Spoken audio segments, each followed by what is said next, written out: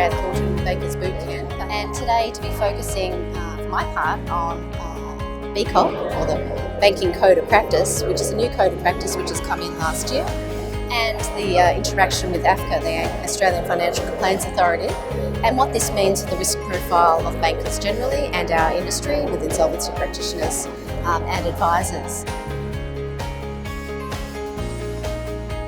This risk and challenge for the banking industry is largely about the amount of change that we've had. Considering the Royal Commission that we had recently, there's been a lot of change, increased regulation from that, and we've got people within the bank that need to understand, implement that. So it's all about making sure that we educate, train, invest in them to actually pull that together.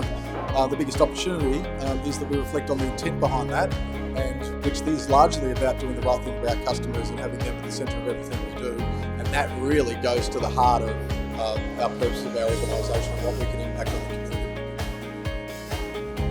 It was really interesting to see from polling bankers around the country that they do see health and aged care as a real space for opportunity for lending. With the Royal Commission that's been going on, there's been a lot of consolidation and change in that industry, so I think it'll be a space to watch. We've been talking about the property and construction sector today. There are definitely some opportunities for players in that market at the moment, but there are also some challenges, whether you're a developer or a builder. And unfortunately, there's some headwinds there that we've seen with some recent collapses of some quite large developers. People just need to be really, really careful around doing their homework in terms of what projects are viable versus what projects are not. And taking away from some of the learnings from that, I think people are going to be much the wiser for it.